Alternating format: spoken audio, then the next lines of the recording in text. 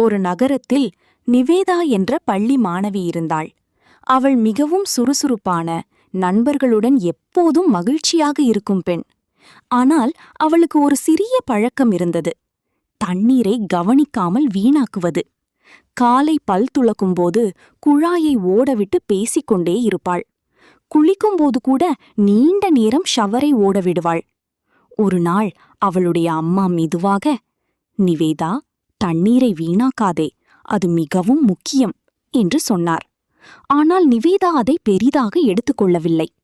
சில நாட்களுக்குப் பிறகு அவளுடைய பள்ளியில் சேவ் வாட்டர் ப்ராஜெக்ட் கொடுக்கப்பட்டது. அந்த ப்ராஜெக்ட் காரணமாக அவள் ஒரு கிராமத்துக்கு சென்றாள்.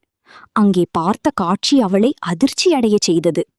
பெண்களும் குழந்தைகளும் தினமும் பல கிலோமீட்டர் நடந்து ஒரு குடம் தண்ணீர் எடுத்து வருகிறார்கள்.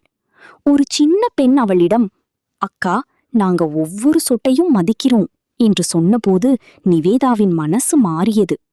"நான் இவ்வளவு தண்ணீரை வீணாக்கிட்டேன்" என்று அவள் வருந்தினாள். அந்த நாளிலிருந்து அவள் தண்ணீரை சேமிக்க ஆரம்பித்தாள். குழாயை உடனே மூடுவாள். குறைந்த நேரத்தில் குளிப்பாள். மற்றவர்களுக்கும் இதை சொல்லத் தொடங்கினாள். அவளுடைய ப்ராஜெக்டில் "எவ்ரி டிராப் மேட்டர்ஸ்" என்ற மெசேஜ் எல்லாரையும் கவர்ந்தது. இறுதியில் நிவேதா ஒரு சிரிப்புடன் சொன்னாள், "தண்ணீர் இல்லாமல் வாழ்க்கை இல்லை. அதை பாதுகாப்பது நம்ம கடமை."